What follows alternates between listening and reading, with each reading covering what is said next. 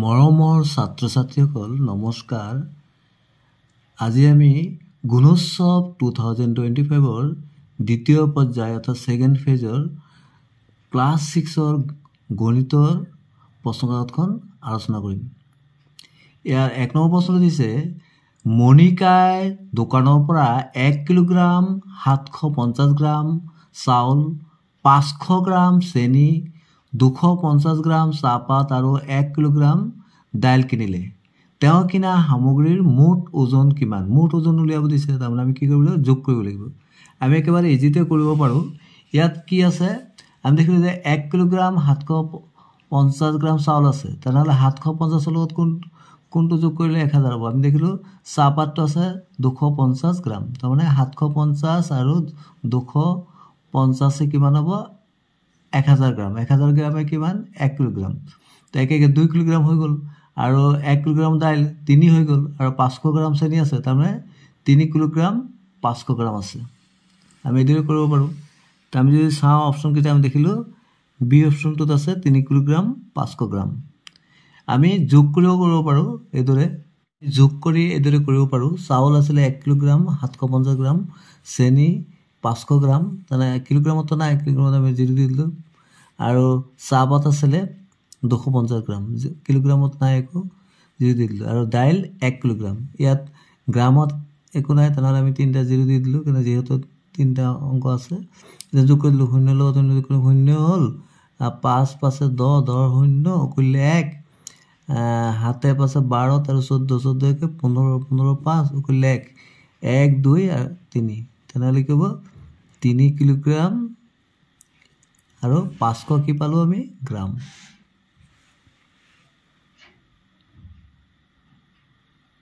পিছৰ প্ৰশ্ন, 4টা অংকৰে গঠিত সংখ্যা এটা অযুগ্ম হ'লে কোনটো শুদ্ধ হ'ব? বা অযুগ্ম হ'বলৈ কোনটো শুদ্ধ হ'ব? 4টা অংকৰে গঠিত সংখ্যা এটা আছে। এতিয়া অপশ্যনবিলাক দিছে, এ দিছে 1000 স্থানৰ অংকটো অযুগ্ম, শতক স্থানৰ অংকটো অযুগ্ম, দশক স্থানৰ অংকটো অযুগ্ম, একক স্থানৰ অংকটো অযুগ্ম। আমি জানো যে একক স্থানৰ অংকটো যদি অযুগ্ম হয় তেনেহ'লে যিকোনো সংখ্যা কি হ'ব? অযুগ্ম হ'ব। তেনেহ'লে আমি দেখিলোঁ ডি অপশ্যনটো শুদ্ধ। ধৰি লোৱা হওক আমি এটা সংখ্যা লিখিলোঁ 3 5 8, আমি একক স্থানতো যদি অযুগ্ম লিখোঁ তেনে 5 লিখি দিওঁ, তেনে এইটো অযুগ্ম হ'ব সংখ্যাটো। তাৰমানে একক স্থানৰ সংখ্যাটো যদি অযুগ্ম হয় তেনেহ'লে যিকেইটা অংকৰে গঠিত সংখ্যা হওক সেই সংখ্যাটো কি হ'ব? অযুগ্ম হ'ব। একক স্থানত কি হ'ব লাগিব? এটা সংখ্যা অযুগ্ম হ'লে 1 হ'ব লাগিব, নহ'লে 3 হ'ব লাগিব, নহ'লে 5, নহ'লে 7, নহ'লে 9, এই অযুগ্ম সংখ্যাকেইটা হ'ব লাগিব। তেতিয়াহ'লে সংখ্যাটো কি হ'ব? অযুগ্ম হ'ব। প্ৰশ্ন 3 নম্বৰ, তলৰ কোনটো যুগ্ম সংখ্যা? এ দিছে 3 পূৰণ 2, বি দিছে 3 × 7, চি দিছে 3 × 3, ডি দিছে 3 × 5। আমি যদি দেখোঁ 3 দুগুণ কিমান হ'ব? এইটো 6 হৈ যাব। আমি এইটোৱে পালোঁ যুগ্ম। তলৰ কোনটো যুগ্ম হ'ব? এইকেইটা নহ'ব, 3 7 গুণে 21 হৈ যাব, অযুগ্ম। এইটো 3 3 গুণ 9 হৈ যাব, অযুগ্ম। তাৰপিছত এইটো 3 5 গুণ 15 হৈ যাব, এইটো অযুগ্ম। আমি দেখিলোঁ এই অপশ্যনটো শুদ্ধ।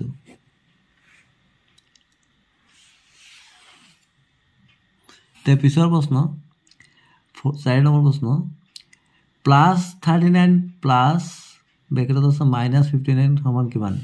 আমি দেখিলোঁ 39 আছে প্লাছত আৰু 59টো আছে মাইনাছত। তেনেহ'লে আমি কি কৰিম? যদি এটা সংখ্যাৰ আগত প্লাছ থাকে, আনটো সংখ্যাৰ আগত মাইনাছ থাকে, তেনেহ'লে আমি ডাঙৰটোৰ পৰা সৰুটো বিয়োগ কৰি দিব লাগে। ডাঙৰটোৰ পৰা সৰুটো বিয়োগ কৰিলে কিমান হ'ব? 9ৰ পৰা 9 গ'লে 0, 5ৰ পৰা 3 গ'লে 2, 20 পালোঁ।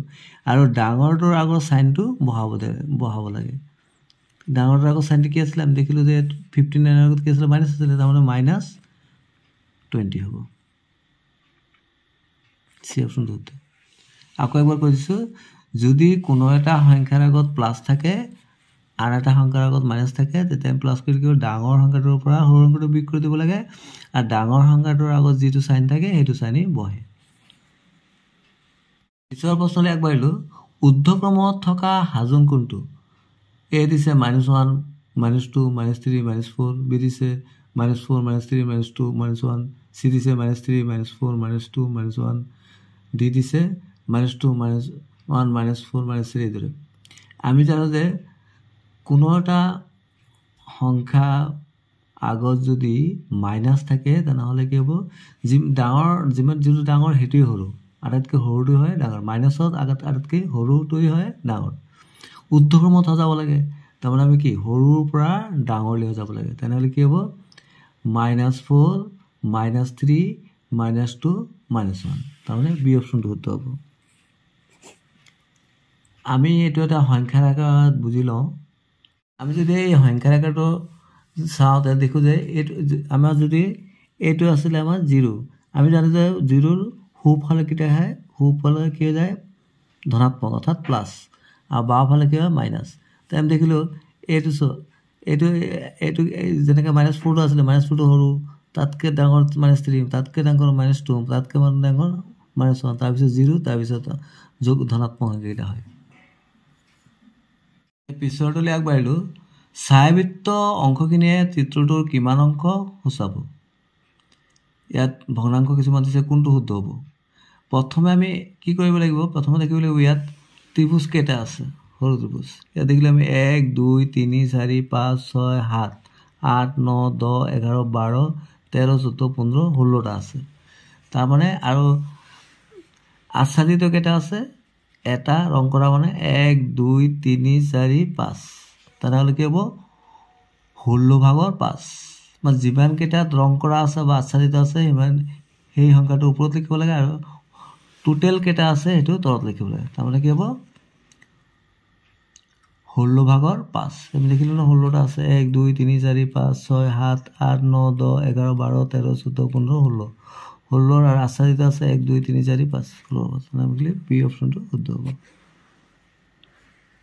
পিছৰ প্ৰশ্ন আছিলে 7.059ৰ বিস্তৃত ৰূপটো কি হ'ব আমি দেখিলোঁ যে ইয়াত কি আছে 7 আছে 7 এইটো একক আছে তাৰপিছত দশমিকৰ প্ৰথমটো কি বুলি কয় দশমাংশ তাৰপিছত শতাংশ তাৰপিছত সহস্ৰাংশ তাৰপিছত 0 কি হ'ব 10 এইটো 5/100 আৰু 9 কিমান হ'ব 1000 তো কোনটো হ'ব আমি দেখিলোঁ এই ডি অপশ্যনটো হ'ব যে 7 আছে তাৰপিছত প্ৰথমটো 0/10 তাৰপিছত 5/100 তাৰপিছত 9/1000 মানে দশমাংশ শতাংশ আৰু সহস্ৰাংশ পিছৰ প্ৰশ্ন তলৰ চিত্ৰটোত বীজগণিতত কি ধৰণে প্ৰকাশ কৰিবা চিত্ৰটো আমি ভালদৰে চাব লাগিব আমি দেখিলোঁ যে ইয়াত চিত্ৰটোত কি দিয়া আছে ইয়াত দিয়া আছে কি এফ দিয়া আছে এফ এইটোত এফ প্লাছ এইটো F plus F plus F এইটো প্লাছ আছে এইটো এই চিত্ৰতে ইয়াত আছে 2 মানে 2f তেনেকৈ এফ 1 2 3 4 ইয়াত দুটা আছে 4 5 5 6 তাৰমানে 6f হ'ব তো কোনটো অপশ্যনটো হ'ব ইয়াত 4f আছে ইয়াত নহ'ব চি অপশ্যনটো আছে 6f চি অপশ্যনটো শুদ্ধ হ'ব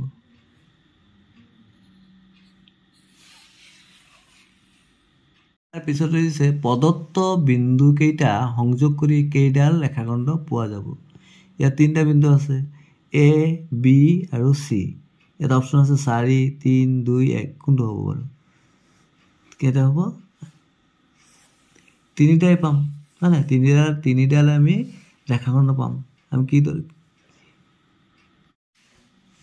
কিদৰে 3ডাল পালোঁ দেখাই দিছোঁ আমি যদি এইদৰে এ বি সংযোগ কৰোঁ এডাল পাম তাৰপিছত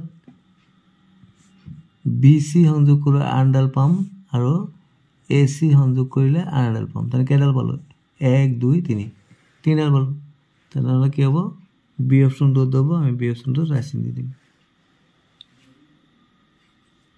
প্ৰশ্ন তলৰ কোনটো এটা ত্ৰিভুজৰ 3টা কোণৰ যোগ বুজাব ইয়াত আমি জানি ল'ব লাগিব যে আমি জানো যে ত্ৰিভুজৰ 3 কোণৰ সমষ্টি 180 ডিগ্ৰী হ'ব ইয়াতকৈ বেছি হ'ব নোৱাৰে কম হ'ব নোৱাৰে ত্ৰিভুজৰ 3 কোণৰ সমষ্টি কিমান 180 তো কোন 3টা যোগ কৰিলে 180 পাম আমি যোগ কৰি লওঁ প্ৰথমটো যোগ কৰি 40 40 80 আৰু 90 কিমান হ'ব 71 নহ'ব তো কোনটোত হ'ব আমি দেখিলোঁ চি অপশ্যনত কি আছে 155 আৰু 25 তো 55 আৰু 25 কিমান 55 60 70 80 তাৰমানে কি হয় 180 হ'ব তেনেহ'লে চি অপশ্যনটো শুদ্ধ হ'ব 100 লগত 55 যোগ কৰিলে 155, 55 লগত আকৌ 25 যোগ কৰিলে কিমান হ'ব? 180 হ'ব। আমি এইদৰে যোগ কৰিও চাব পাৰোঁ, 155 আৰু 25 কিমান হ'ব? 5 5 10 0, 5 6 7 8 180। তাৰমানে যি তিনিটা কোণৰ যোগফল যোগ কৰি আমি 180 ডিগ্ৰী পাম, সেইটোৱে হ'ব ত্ৰিভুজটোৰ তিনিটা কোণৰ যোগ। পিছৰ প্ৰশ্ন 4 7 5 9 3 2 আৰু 4 5 4 6 2 7 9 শতকৰ নিকটতম স্থানলৈ যোগফল কিমান হ'ব?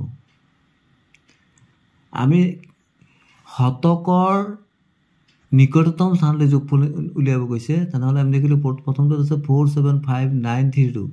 ইয়াত 9ৰ পিছত 3 2 আছে, তাৰমানে কি এই 32 আছে যে 32 কি হ'ব? 50 বা 50ৰ পিছত আহিলে আমি 100 ধৰিব পাৰিলোহেঁতেন। তেনেহ'লে এইটোৰ নিকটতম শতকৰ স্থানটো কিমান হ'ব? 4 7 5 9 0 0। আৰু পিছৰটোত 5 4 6 2 7 9। ইয়াত 79 আছে, 79টোত আমি 100 ধৰিব পাৰোঁ, তেনেহ'লে এইটো হ'ব 5 4 6 3 0 0।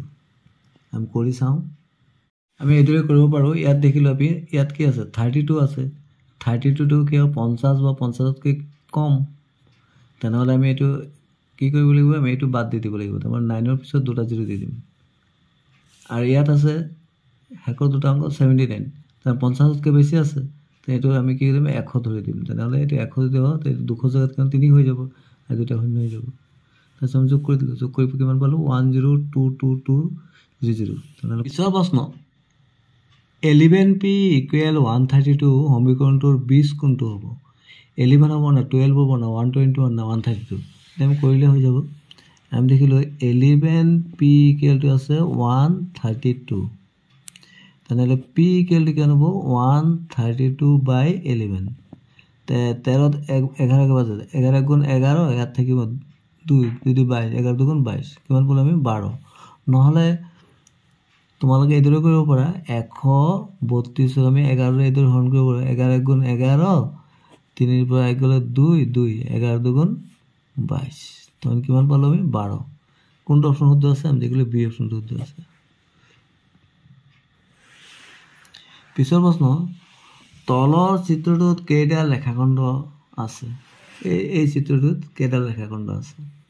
A B C কি আছে? D। যিহেতু এইটো এটা কি? এইটো এটা আয়ত, হয় নাই? কেইটা আছে?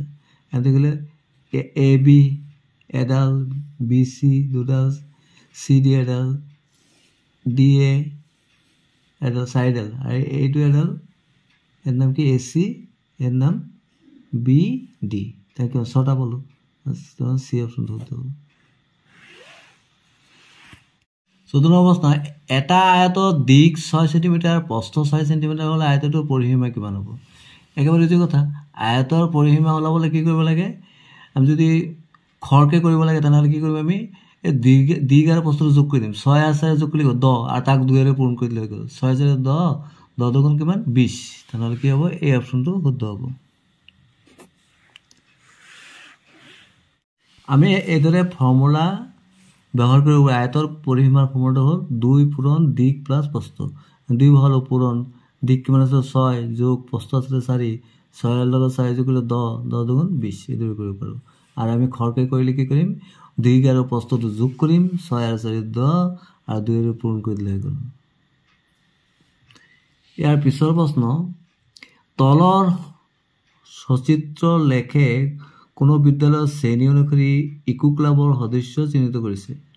এনেধৰণৰ চিত্ৰে কিমান বুজিছে? 10জন ছাত্ৰক সদস্য বুজাইছে। এতিয়া চিত্ৰটো ভালদৰে চাই লওঁ। 6ত এইদৰে 4টা আছে, 7ত 5টা আছে, 8ত 6টা আছে, 9ত 3টা আৰু 10ত 3টা। এতিয়া প্ৰশ্নটো হ'ল কোনটো শ্ৰেণীৰ সদস্যৰ সংখ্যা দশম শ্ৰেণীৰ সদস্য সংখ্যাৰ 4 গুণ হ'ব?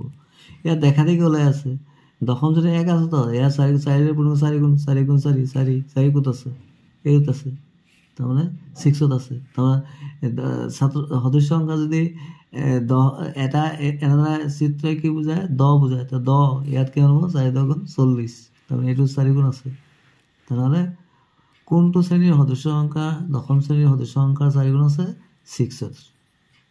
তেনেহ'লে কি হ'ব? এই অপশ্যনটো শুদ্ধ হ'ব। আমি ইয়াত ৰাইট চিন দিম।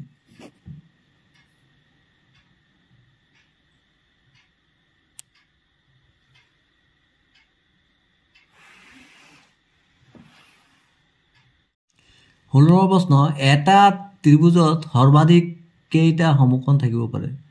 ইয়াৰ আগতে আমি জানো যে এটা ত্ৰিভুজত তিনি কোণৰ সমষ্টি 180 ডিগ্ৰী, ইয়াতকৈ বেছি হ'ব নোৱাৰে।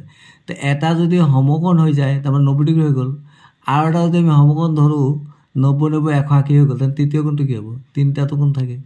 তেনেহ'লে এটা ত্ৰিভুজত সৰ্বাধিক কেইটা সমকোণ থাকিব পাৰে? এটাই থাকিব পাৰে। তেনেহ'লে বি অপশ্যনটো শুদ্ধ হ'ব। তাৰপিছৰ প্ৰশ্ন, চতুৰ্ভুজৰ মাত্ৰ এযোৰ বাহু সমান্তৰাল হ'লে চতুৰ্ভুজটোৰ নাম কি হ'ব? আমি ইয়াৰ সংজ্ঞাটো পাইছিলোঁ, যি চতুৰ্ভুজৰ এযোৰ বাহু সমান্তৰাল তাক কি বুলি কোৱা হয়? ট্ৰেপিজিয়াম বুলি কোৱা হয়। কি বুলি কোৱা হয়? ট্ৰেপিজিয়াম বুলি কোৱা হয়। আমি যদি পিছৰ প্ৰশ্ন, পি কিউ আৰ এছ ট্ৰেপিজিয়ামৰ কৰ্ণডাল কি কি? ইয়াত অপশ্যনকেইটা দিছে। আমি কৰ্ণডাল প্ৰথমে জানি লওঁ। এইটোক কয় কৰ্ণ, এইটোৰ নাম কি? পি আৰ, আৰু এইটোৰ নাম কি? এছ কিউ বা কিউ এছ। তেনেহ'লে কোনটো অপশ্যনত আছে? আমি দেখিলোঁ এইটোত আছে পি আৰ, এই যে পি আৰ, আৰু কিউ এছ, কিউ এছ। তেনেহ'লে ডি অপশ্যনটো শুদ্ধ হ'ব। এইবিলাকক কৰ্ণ বুলি কয়।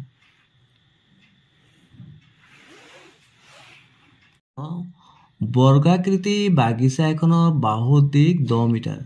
বাগিচাখনৰ বেৰ দিবলৈ প্ৰতি মিটাৰত 120 টকা হ'লে মুঠ খৰচ কিমান হ'ব? একেবাৰে ইজি কথা। বৰ্গাকৃতি বাগিচাখন, তেনেহ'লে এটা বাহুৰ দিশ যদি 10 মিটাৰ হয়, তেনেহ'লে বৰ্গৰটো 4টা বাহুৰ সমান থাকে। তেনেহ'লে 4 গুণ কিমান? 40 মিটাৰ হ'ব ইয়াৰ পৰিসীমা। তাৰ প্ৰতি মিটাৰত 120 টকা খৰচ হয়। তো 40 মিটাৰত কিমান খৰচ হ'ব? 40ৰ লগত আমি যদি 120 পূৰণ কৰি কিমান হ'ব? 4 বাৰ 48, তাৰমানে 4800, 4800। তাৰমানে চি অপশ্যনটো শুদ্ধ হ'ব। এইদৰে কৰিব পাৰোঁ। এইদৰে বৰ্গাকৃতি বাগিচাৰ পৰিসীমাৰ সূত্ৰটো জানো আমি 4 × বাহু। তো 4, বাহুটো কিমান আছে? 10 মিটাৰ। তো 4 গুণ 40 মিটাৰ। আৰু প্ৰতি মিটাৰত খৰচ হয় 120 টকা। তেনেহ'লে 40 মিটাৰত খৰচ হ'ব, 40ৰ লগত আমি 120 পূৰণ কৰি দিলোঁ। কিমান পালোঁ আমি? 4800 টকা। প্ৰশ্ন দিছে, বিদ্যালয়ৰ প্ৰথম সামগ্ৰিক মান নিৰূপণ 6ষ্ঠ শ্ৰেণীৰ এজন ছাত্ৰৰ বিষয়ভেদে প্ৰাপ্ত নম্বৰ দণ্ডচিত্ৰ অনুসৰি কোনখন তালিকাই প্ৰতিপূৰ্ণ কৰিছে? আমি প্ৰথমে দণ্ডচিত্ৰটো চাই লওঁ। ইয়াত দিছে, ইয়াত যদি চাওঁ, ইয়াত দেখিছোঁ এইটো বিষয়বিলাক দিছে: ইংৰাজী, গণিত, অসমীয়া, সমাজ বিজ্ঞান, বিজ্ঞান। এইপিনে দিছে নম্বৰ। তেনে আমি দেখিলোঁ ইংৰাজীত কিমান পাইছে? 40। গণিতত কি পাইছে? 60। অসমীয়াত কিমান পাইছে? 80। এইটো পুৰণে আছে। আৰু সমাজ বিজ্ঞানত কিমান পাইছে? এইটো এই বনাইছে, তাৰমানে 60তকৈ কম। তাৰমানে ক'ত পাইছে? 50 আৰু 60ৰ মাজত, তাৰমানে কিমান হ'ব? 55।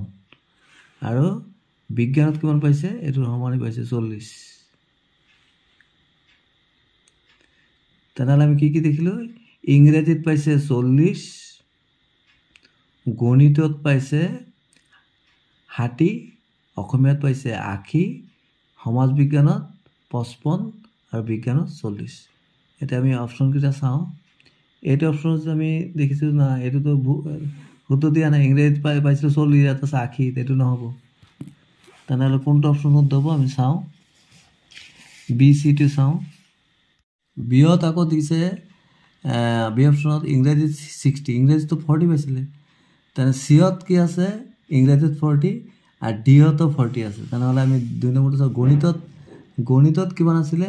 60 আছিলে, কিন্তু এই চি অপশ্যনটোত কিমান দিছে? 55। তেনেহ'লে ডি অপশ্যনটো শুদ্ধ আছে। আমি ডি অপশ্যনটো আমি পাইছোঁ ইংৰাজীত 40, গণিতত 60, অসমীয়াত 80, সমাজ বিজ্ঞানত 55 আৰু বিজ্ঞানত 40 আমি পাইছিলোঁ ইয়াত। তেনেহ'লে আমি ডি অপশ্যনটোত শুদ্ধ, ডি অপশ্যনটো আমি ৰাইট চিন দি দিম।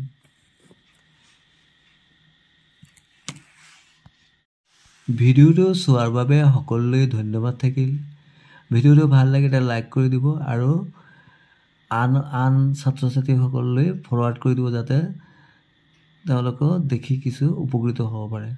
Thank you so' much.